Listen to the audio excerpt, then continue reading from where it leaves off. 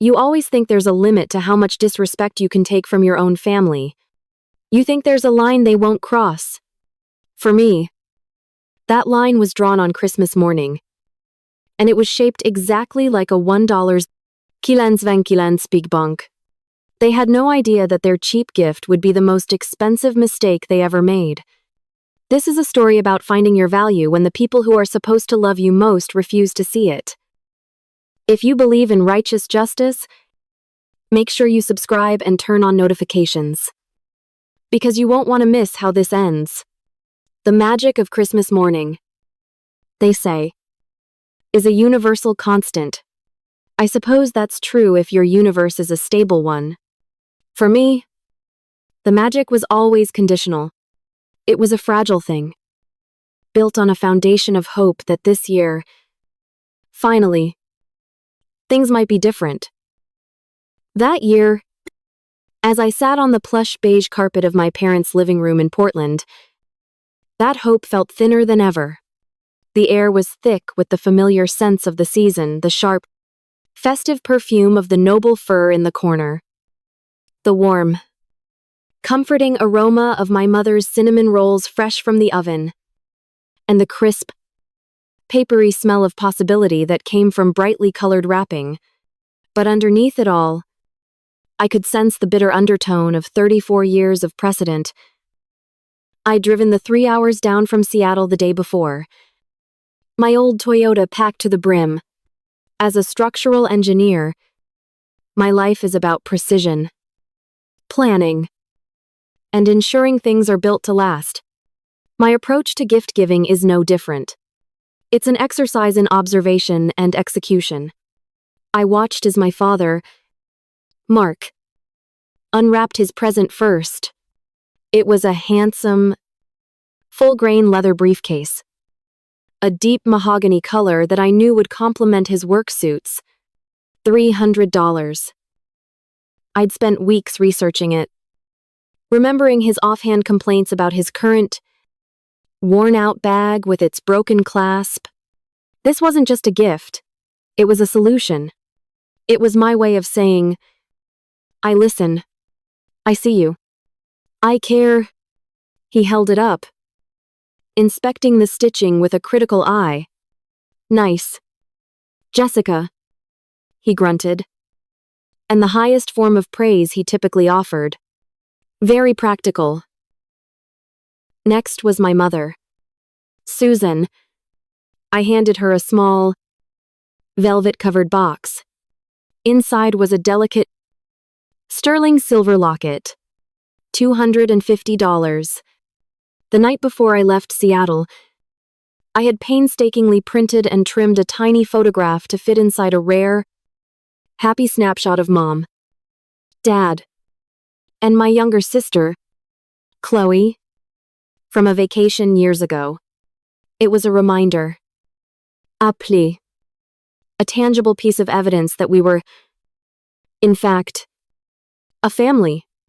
She opened it, and her smile was genuine. For a moment, oh, Jessica, that's just lovely. Honey, so thoughtful. She closed it and placed it on the coffee table beside her, where it sat for the rest of the morning. Forgotten. Finally, there was Chloe. At 32, she was still navigating the fickle world of freelance graphic design, a career path my parents funded with unwavering enthusiasm. I handed her a long, heavy box. Inside was the professional grade, wide-angle camera lens she had been talking about non-stop for the last 6 months. $400. It was an investment in her dream, a piece of equipment that I hoped would help her land bigger clients. It was my way of being the supportive big sister, the role I had been cast in since the day she was born. She tore the paper off, glanced at the box, and offered a quick, "Oh, wow, cool," before setting it aside on a growing pile of her other presents. Her eyes were already scanning the room, hungry for the next thing. And then, The moment the entire morning had been building towards. My father cleared his throat. A loud, theatrical sound that signaled the start of the main event. "All right, Chloe," he announced, a wide grin stretching across his face. "Your big gift is waiting for you outside." Chloe's eyes, which had been glazed over with mild interest just a moment before, snapped into sharp, ecstatic focus. She feigned a gasp of surprise, a performance she had perfected over years of practice. We all followed her to the large picture window that overlooked the driveway. And there it was, a gleaming white BMW 3 Series, so new it seemed to hum with its own importance. It was adorned with a giant, ridiculously ostentatious red bow on the hood, the kind you only see in commercials designed to make you feel inadequate about your own life. Chloe unleashed a shriek that rattled the window panes, a sound of pure, unadulterated triumph. Mom and Dad stood on either side of her, their faces aglow with a kind of radiant pride. I realized I had never been the recipient of, not when I graduated top of my class, not when I passed my engineering exams, not once.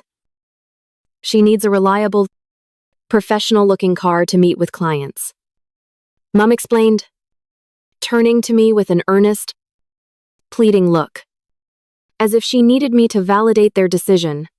"You understand?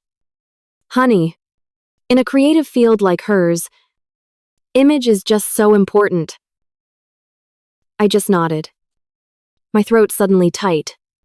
I thought of my own 10-year-old Toyota. I'm the car I'd bought with my first signing bonus, the car I had meticulously maintained and paid off 3 years early, the car that had reliably carried me over snowy mountain passes and through pouring rain for every single family holiday, without fail. It had never occurred to me that it wasn't professional enough. We shuffled back inside, the atmosphere now charged with the electric thrill of a $60,000 purchase. The smell of cinnamon was completely overpowered by the imaginary scent of new car leather. Chloe was practically vibrating, twirling the sleek, heavy key fob around her finger. After a few minutes of fawning over the car's features, my dad seemed to remember I was there. He walked over to the tree and retrieved a small, pathetically lightweight box. It was wrapped in crinkled, leftover paper from a birthday party years ago. "And, Jessica," he said, his voice still booming with leftover excitement, "this is for you." A knot of dread, cold and familiar, tightened in my gut as I took the box from him. I could already feel the hollowness of it. I peeled back the tape with numb fingers. Inside, nestled in a single piece of crumpled tissue paper, was a pig. A cheap, pink, plastic piggy bank. It had a grotesque, painted-on smile and googly eyes that were glued on crookedly, giving it a look of perpetual, idiotic surprise. A thin, sharp seam of molded plastic ran down its spine. My dad clapped his hands together, immensely pleased with himself. "It's for your house fund," he declared to the room. "We figured it was time you started saving seriously.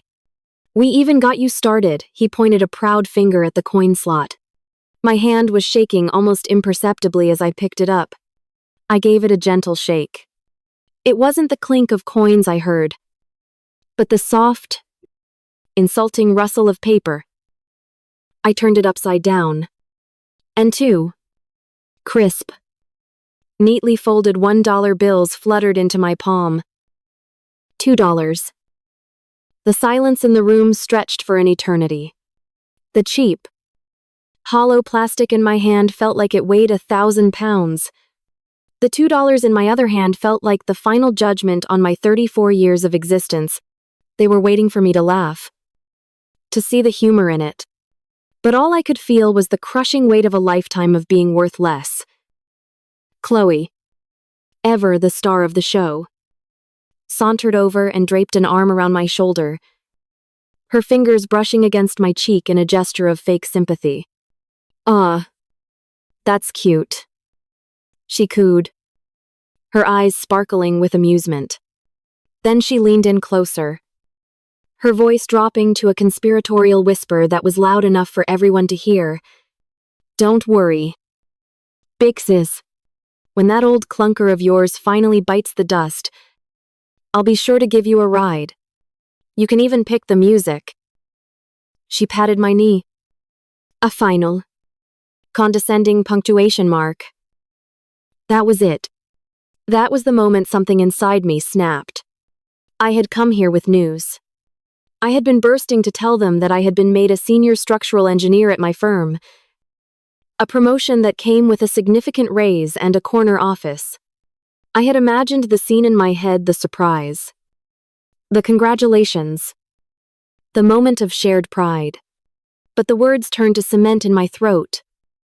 How could my hard-won success, a testament to years of sleepless nights and relentless dedication, ever compete with the sheer paid R/1 blinding spectacle of a brand new BMW? It couldn't. It was quiet and invisible, just like me. With as much dignity as I could muster, I slipped the plastic pig and its $2 payload into my handbag. It wasn't a gift. It was a message. And for the first time, I was receiving it loud and clear. The rest of the day passed in a blur of forced smiles and meaningless chatter. The Christmas dinner conversation was a monologue dedicated to Chloe and her new chariot. The road trips she would take, the color of the leather interior, the premium sound system. Not a single person asked about my new projects. No one asked if the drive down from Seattle was okay. I was a functional piece of furniture, there to occupy a chair and pass the gravy. I ate the dry turkey and the lumpy mashed potatoes, and it all tasted like cardboard. Eventually, I excused myself, mumbling something about a headache. I locked myself in the upstairs bathroom and stared at the person in the mirror. I saw the exhaustion in her eyes, the faint lines of disappointment etched around her mouth. There were no tears. Tears were a luxury you afforded yourself when you still believed things could change. The woman in the mirror was past that. All she felt was a profound, chilling clarity.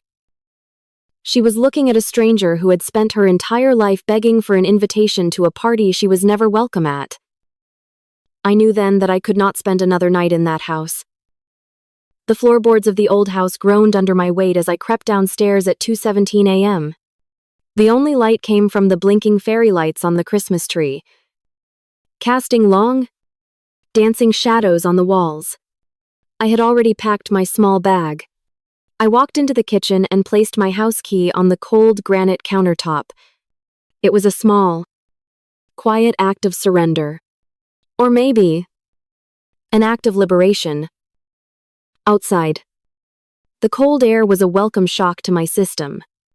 The crunch of fresh snow under the tires of my Toyota was the most satisfying sound I had ever heard.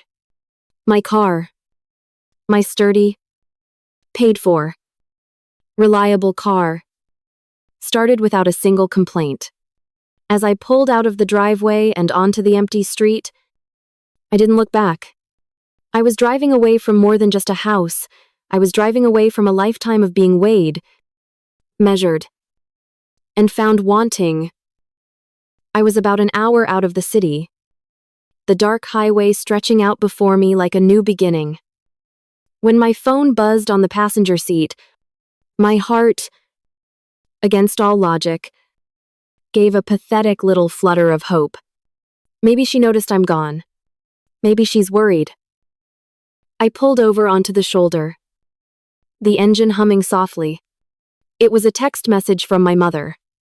I swiped the screen open, my breath held tight in my chest. And then I read it. Jessica, did you remember to pay the electric bill for the cabin before you left? Chloe and her friends want to use it for a photo shoot this weekend? For a long time, I just sat there on the shoulder of a dark, empty highway, the engine of my Toyota humming a steady, loyal rhythm. The phone was still in my hand, its screen glowing with my mother's words. Chloe and her friends want to use it for a photo shoot this weekend. Not. Where are you? Not. Are you okay? Not even? Why did you leave without a word? Just a logistical question about a utility bill for my sister's convenience. It was so perfectly, and so predictably them that it should have been funny. But as I stared at the words, a profound and hollow sadness washed over me. So immense it felt like it might drown me right there in my driver's seat. The last, flickering ember of hope that I had been unknowingly protecting in my heart, the hope that they might, on some level, actually care, was finally extinguished. It left behind nothing but cold, hard ash. I dropped the phone onto the passenger seat and started driving again. This time with no destination in mind. Only a direction south. Away. The road unspooled before me. A ribbon of asphalt cutting through the dark. Silent forests of Oregon. The radio, which I'd turned on for the illusion of company, began playing some soft, melancholic indie song. The singer's voice, full of a gentle heartbreak.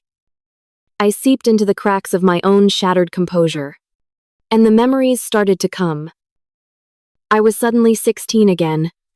It was my birthday. A Tuesday. My gift that year was a $50 bill tucked inside a card that said, "Happy birthday, daughter." My party was a store-bought chocolate cake, and two of my friends from the math club, who sat awkwardly at our dining room table while my parents made polite, stilted conversation for exactly 10 minutes before retreating to the living room to watch TV. I remembered blowing out the candles and wishing, with all the desperate power of a lonely teenager, that just once, I could feel like the center of their world. 2 weeks later, for Chloe's 14th birthday, my parents threw her a surprise pool party with catering and a DJ. 6 months after that, they took her on a 10-day trip to Hawaii. Just the three of them. Their reasoning: Chloe was having a tough time with her freshman year grades and needed a special treat to boost her spirits. My own straight A's, my place on the honor roll, were simply expected. They were my responsibility. They were not cause for celebration. They were just the quiet, reliable hum of the engine in the background of their lives. The song on the radio faded out, and I realized tears were finally streaming down my face. Hot and silent. They weren't tears of anger anymore, but of grief. I was mourning the family I never had, the childhood I had survived instead of enjoyed. Just as that thought crossed my mind, my phone started ringing, vibrating loudly against the hard plastic of the console. The screen lit up with a picture of my best friend, Maya. A wave of relief so powerful it made me dizzy washed over me. I answered, my voice thick and shaky. "Hello, Jess." "Oh, thank God. I've been calling and calling." "What's going on? Your mom called me asking if I knew where you were." The irony was a bitter pill. They had called my friend before they had even tried to text me with a single word of concern. "I left Maya," I whispered, the words feeling huge and real as I spoke them aloud. I had to leave." I told her everything. The BMW, the piggy bank, the $2, the final, soul-crushing text message. She listened without interrupting. A long silence on the other end of the line as I drove through the night. When I finished, her voice was cold with a fury that was entirely on my behalf. "They did what, Jess? I swear to God, I am going to drive up there and burn that house to the ground." I let out a wet, choked laugh. "Don't. It's not worth the prison time."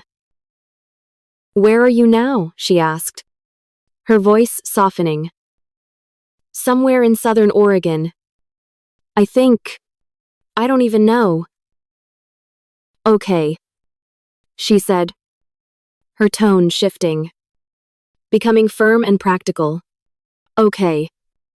Listen to me. Start driving towards San Francisco. Right now, you're coming to stay with me. My couch is comfortable. The rent is free.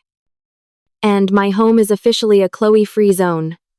We'll figure everything else out later. Maya, I can't ask you to do that. You're not asking. I'm telling. She cut me off. Family isn't who you share blood with, Jess. It's who respects your existence. Now get your ass to San Francisco. For the first time in my life, I let someone else take care of me. Okay. I said. The word, a lifeline. Okay. The rest of the drive was a blur. The sun rose over the majestic peak of Mount Shasta, painting the sky in shades of pink and orange. But I was too numb to appreciate it. Hours later, I pulled off the highway into a small town, my stomach growling and my body aching from sitting for so long. I found a small, greasy spoon diner that looked like it hadn't changed since the 1970s. I slid into a cracked vinyl booth. The smell of stale coffee and bacon heavy in the air. A waitress. A woman in her 60s with kind, tired eyes and a name tag that read, Gloria, came over and poured me a cup of coffee without me even having to ask. She must have seen the desolation on my face, because she lingered for a moment. Rough night. Honey, she asked gently. I just nodded, not trusting my voice. She topped off my mug. Well, you look like a smart girl. Let me give you a piece of advice my own mama gave me. Blood makes you related. But it's love, loyalty, and respect that make you family. You remember that. She gave my shoulder a soft pat and walked away. Two different people, hundreds of miles apart, had just handed me the same truth. It felt like the universe was trying to tell me something. 3 weeks later, I was still on Maya's couch. My company, thankfully, had a large office in San Francisco, and after a long and very persuasive call with my HR department, they approved my request for an emergency transfer. My boss in Seattle was sad to see me go, but understood. He valued my work. It was a strange and wonderful feeling. Maya, a force of nature in human form, helped me find a small studio apartment in a sunny neighborhood. It was tiny, and the rent was more than my mortgage back in Seattle. But it was all mine. The afternoon sun streamed through the large bay window, and for the first time in weeks, I felt a flicker of peace. To celebrate, I signed up for a beginner's pottery class at a local community center. I needed to do something with my hands, to create something out of nothing. The first few weeks were a disaster. My creations were lopsided. Clumsy things that collapsed on the wheel. The clay was messy and unforgiving, and I felt like a failure. But I kept going. And then, one evening, something clicked. I centered the clay, and I let my hands guide it. I didn't try to force it into a perfect shape. I just let it become what it wanted to be. The result was a small, simple bowl. It was asymmetrical. The glaze was a little uneven, and it was utterly imperfect. But it was sturdy, and I had made it. It was mine.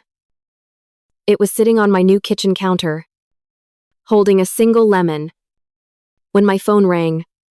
The caller ID simply said, "Home." My heart hammered against my ribs. I took a deep breath, looked at my imperfect, beautiful bowl, and I answered. It was my father. His voice was strained.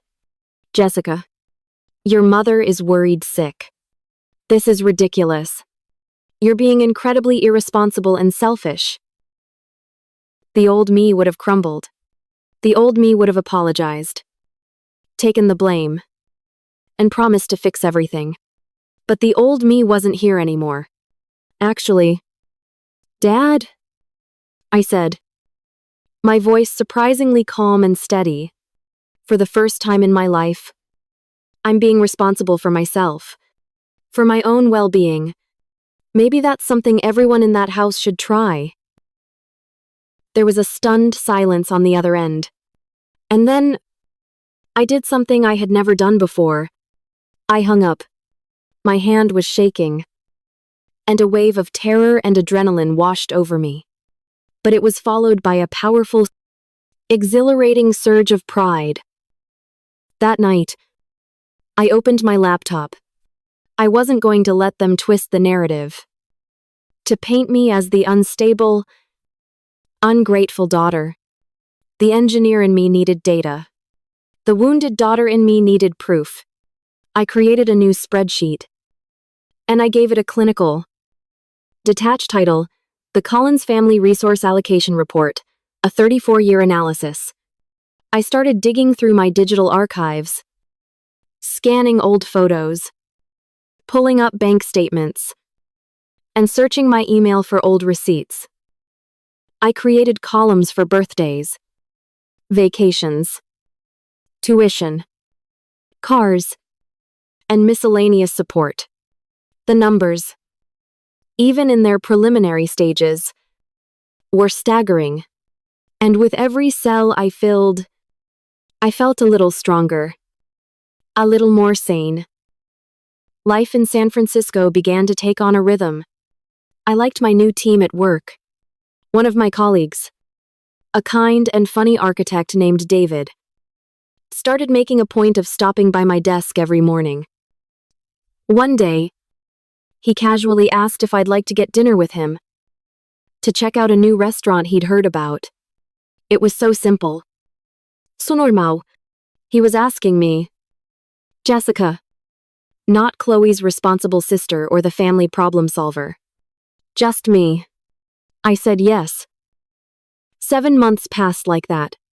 7 months of building a new life. One lopsided pottery bowl and one friendly conversation at a time.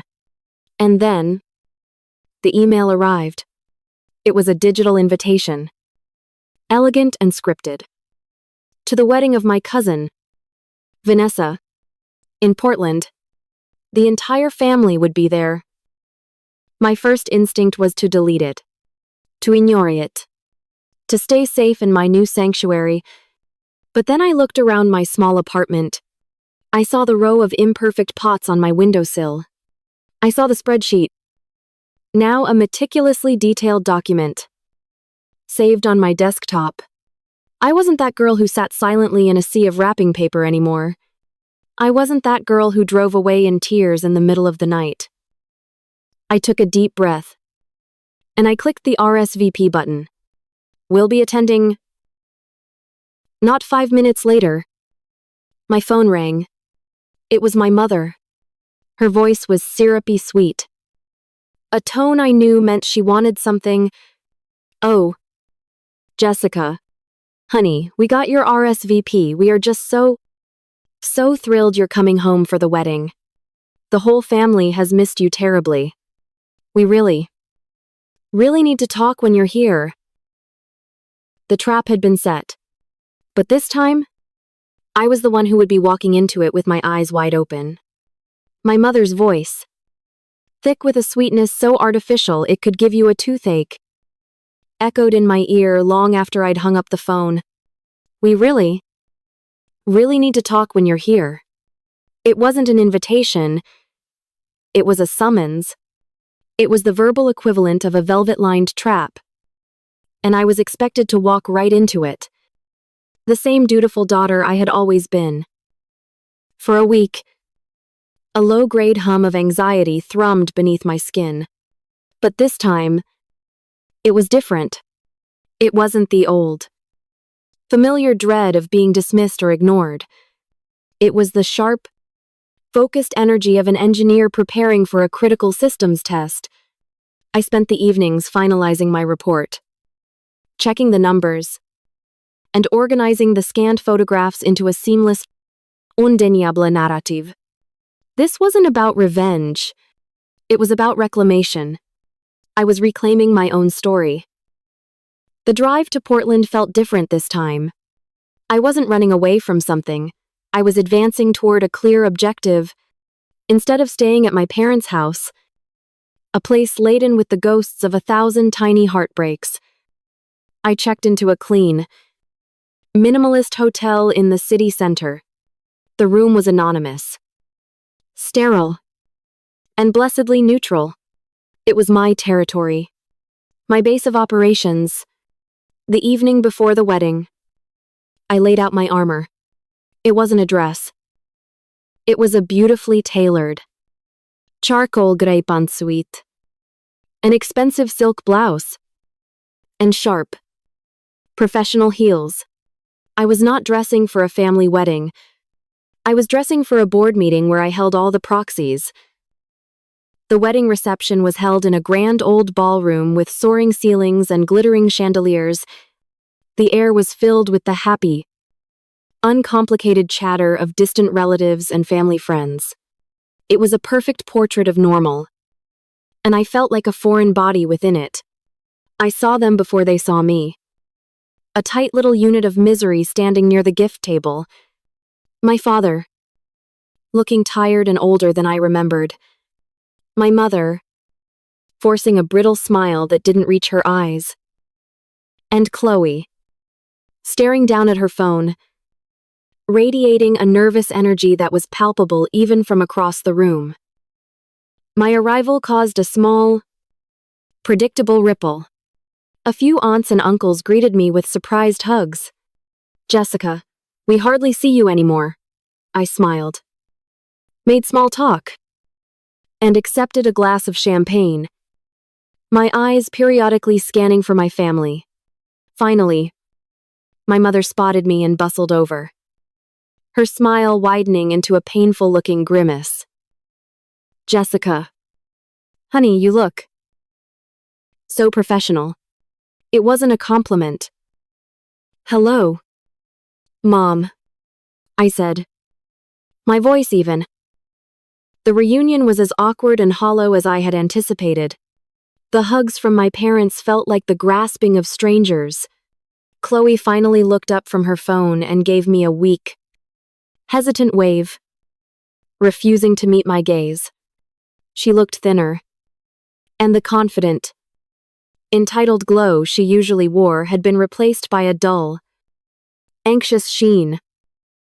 They tried to pull me into their orbit with small talk about the wedding ceremony and the terrible traffic, but I remained polite, detached, and just outside their reach.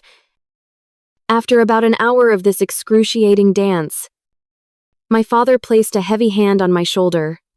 "Jessica," he said, his voice a low, conspiratorial rumble. "Let's find a quiet place where we can all talk for a minute. As a family." The lure.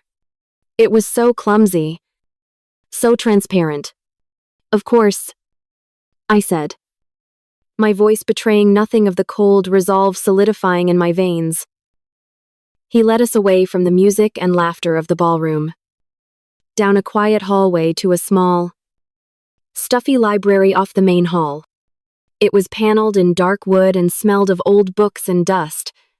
He closed the heavy door behind us, shutting out the rest of the world. The trap was set.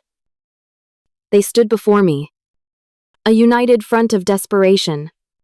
My father was the one to speak first, clearing his throat and trying to assume an air of paternal authority that he had long since abdicated. "Jessica, we're in a bit of a situation." My mother picked up the thread, her voice already trembling with practiced fragility. "Your father, his company did some restructuring. They let him go." It's temporary, my father insisted, his face flushed with shame. Just until I find something else. And with the stress of it all, my nerves are just shot. My mother continued, dabbing at her dry eyes with a tissue. The doctor says it's depression. And Chloe. At the mention of her name, Chloe finally looked up, her eyes red and swollen. My freelance work. It just dried up, she mumbled, staring at the floor. I couldn't.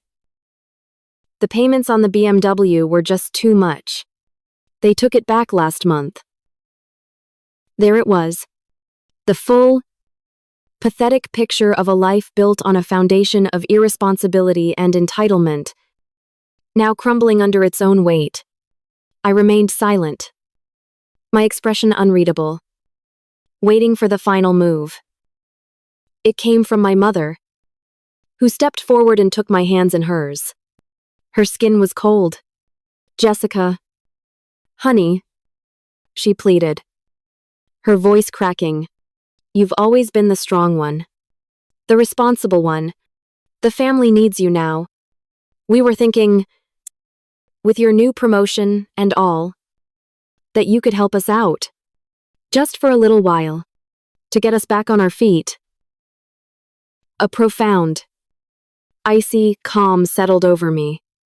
All these years, I had craved their love, their approval, their attention. And now, here it was. They needed me. But they didn't need me. They needed my salary. They needed my stability. They needed my function. I gently pulled my hands from hers. I understand, I said, my voice so quiet it forced them to lean in.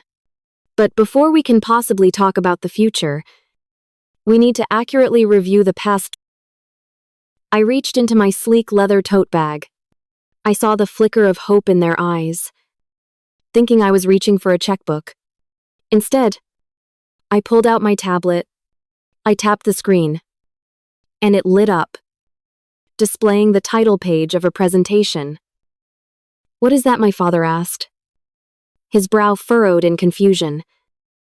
I call it the Collins Family Resource Allocation Report, I said, my voice adopting the cool, professional tone I used at work.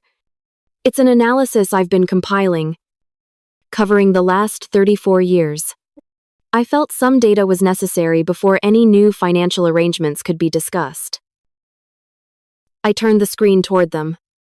The first slide was a clean, simple bar chart titled Educational Investment.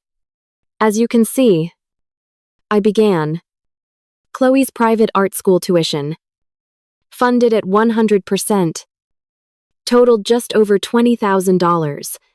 My in-state public university tuition, of which you covered approximately 40%, totaled $8,000.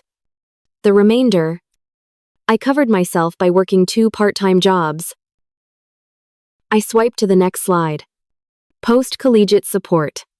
Here we have a $10,000 allocation for Chloe's post-graduation trip to Europe to find inspiration.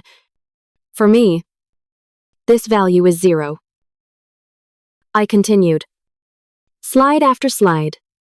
Cars. Down payments. Health insurance. I had documented everything. Their faces had gone from confused to irritated to appallé. Slack-jawed shock. I arrived at the final financial slide.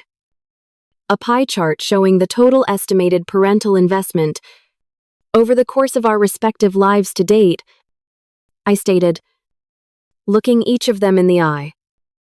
The documented disparity in resource allocation is approximately $275,000. My father made a sputtering sound, his face a blotchy red. My mother had her hand clamped over her mouth. Chloe had started to cry, silent tears tracking through her makeup. But of course, I continued, my voice softening slightly. I know it was never just about the money. I swiped again. A photo appeared on the screen. It was Chloe's 5th birthday party. She was sitting on a real, live pony, a princess crown on her head, surrounded by at least 20 other children. I swiped again. My 5th birthday party. A photo of me, sitting alone at our kitchen table with a small, store-bought cake. My mother was the one taking the picture. My father had been at work. Chloe had been at a friend's house. I showed them the side-by-side comparisons. Chloe's elaborate Sweet 16 party. My quiet 16th birthday dinner at a local pizza place. The photos from their trip to Hawaii with Chloe. The empty chairs in the front row of the auditorium at my high school graduation, where I was the valedictorian. Because it was the same weekend as Chloe's regional soccer tournament. I was never jealous of what Chloe had. I said, my voice steady, though my heart was pounding. I was heartbroken by what I didn't have. Your time. Your attention. Your presence. I let the last photo, the one of the empty chairs, linger on the screen. The silence in the small room was absolute, thick with the weight of unspoken truths. Finally, I turned the tablet off and placed it back in my bag. But I wasn't finished. I reached in one last time. My fingers closed around the cool, cheap plastic. I pulled it out. The pink piggy bank. I held it for a moment, then calmly placed it on the polished mahogany table between us. It made a small, hollow clattering sound that seemed to echo in the deafening quiet. Chloe's sob hitched in her throat. My father looked as though I had struck him. I looked at my mother, at the woman whose love I had spent a lifetime trying to earn. My competence, my independence, my responsibility, I said, my voice clear and without a tremor. Does not mean I deserve less love. It does not mean I am less worthy of your support. This. I tapped the head of the ridiculous plastic pig. This is the value you placed on me at Christmas. $2. The air crackled with the finality of it. Chloe was openly weeping now. My father opened his mouth, his jaw working. But new sounds came out. He looked utterly defeated. A stranger in a suit that was suddenly too big for him. I had said everything I needed to say. I had presented the data. I had shown the evidence. My case was closed. I stood up, my chair making a soft scraping sound on the rug. Their eyes, wide with shock and a dawning, horrified understanding, followed my every move. I didn't need to hear their excuses. I didn't need their belated apologies. I just needed them to know the truth. I turned and walked toward the door, leaving them there in the silent, dusty library with the wreckage of their carefully constructed family narrative. And a $2 piggy bank sitting in the middle of it all. I didn't wait for a response. The silence that hung in that dusty, wood-paneled room was my answer.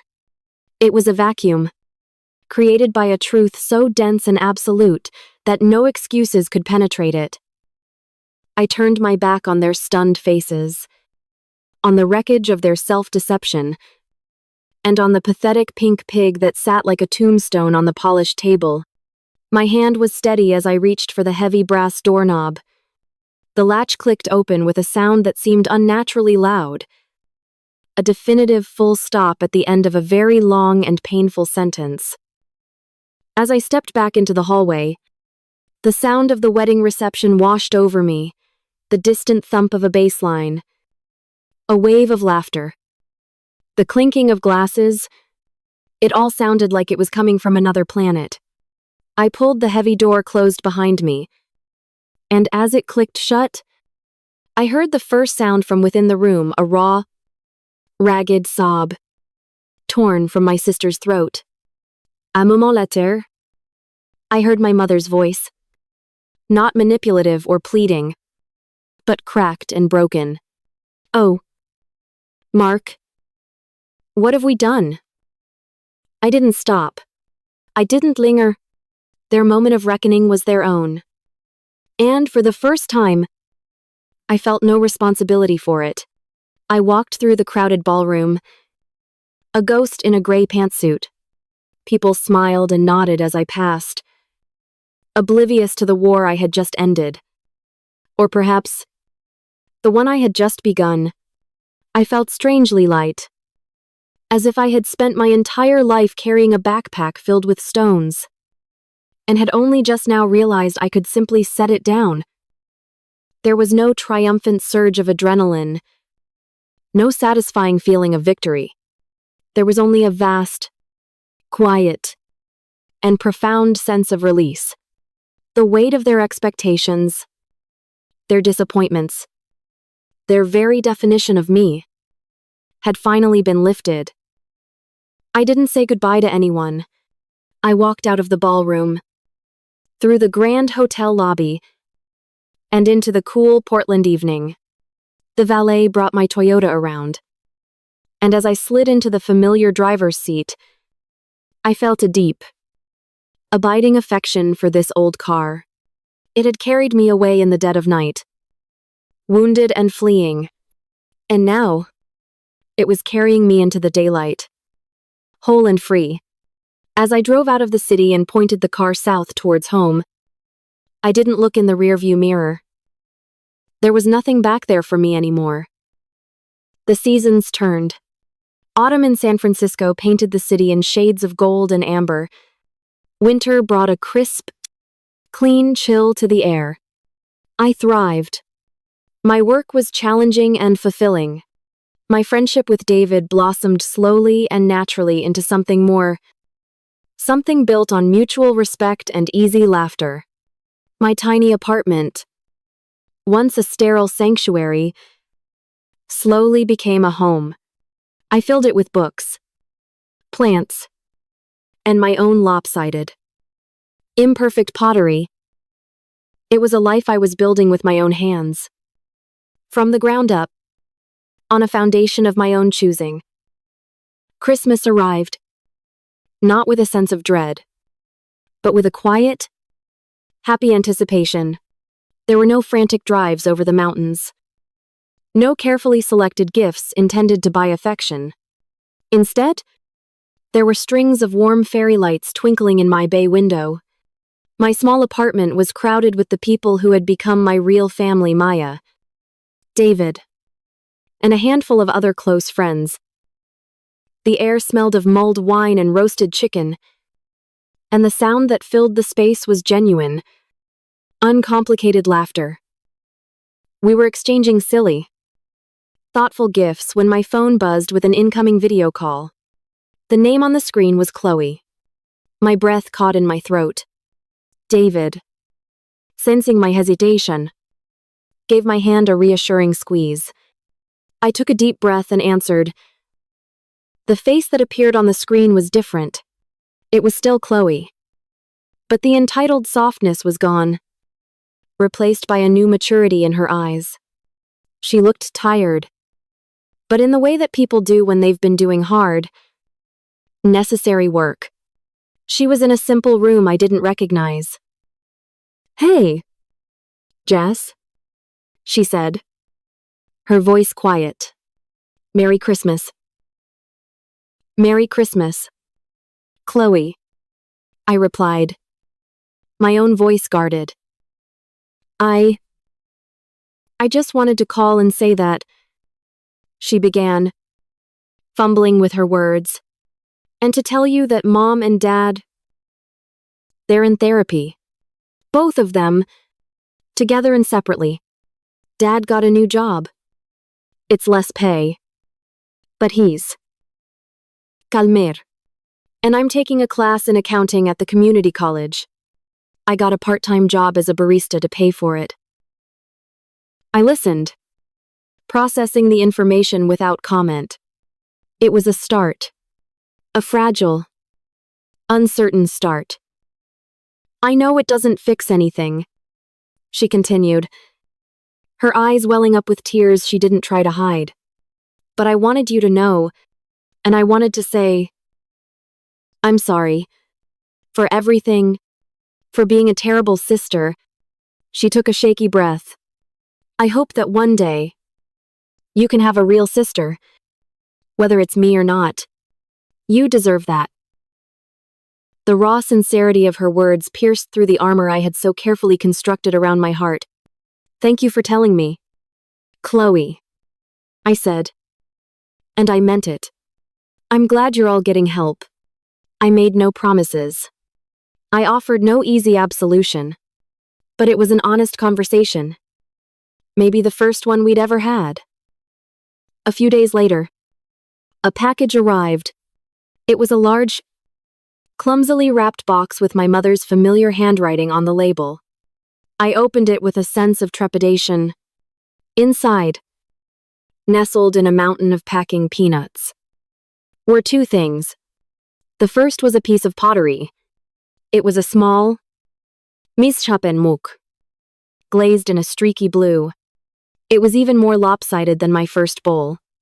A small, handwritten note was tucked inside. My first one. It's not very good. But I made it for you. Chloe. Beneath the mug was a large, dusty manila envelope. My hands trembled slightly as I opened it. Inside was a set of old, formal-looking documents. I unfolded them.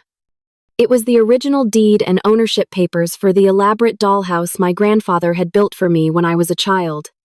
It had been my most treasured possession, a world I could control when my own felt so chaotic. I thought it had been thrown out years ago. Tucked into the papers was a different note. This one from my mom. It just said I always kept this for you. I'm so sorry I forgot to give you the most important thing, the key to your own house. I love you. And that's when I finally cried. Not with the old, familiar grief of being hurt, but with the strange, cleansing tears of being seen. That night, David and I stood on my small balcony, looking out at the glittering skyline of San Francisco, the steel and glass skeletons of new skyscrapers, projects my firm was involved in. It reached for the stars. I had spent my career designing foundations, ensuring that massive structures could withstand incredible stress and pressure, that they were built to last. I realized, standing there, that I had finally done the same for myself. I had excavated the faulty foundation of my childhood, acknowledged the structural weaknesses, and rebuilt myself from the bedrock up. My worth wasn't measured by my utility to others. It wasn't something that could be given or taken away. It was inherent. It was in the quiet confidence of my own work, the warmth of my chosen family, and the strength of the boundaries I had finally learned to build. On my bookshelf, nestled between a heavy textbook on seismic engineering and a well-loved novel, sits a new piggy bank. It's a beautiful ceramic piece, glazed in a deep ocean blue, something I bought for myself from a local artist. It's not a symbol of lack, or a reminder of a $2 valuation. It's a symbol of a life I built myself, a future I am funding with my own hard-earned resources, a quiet testament to the priceless value of knowing your own worth.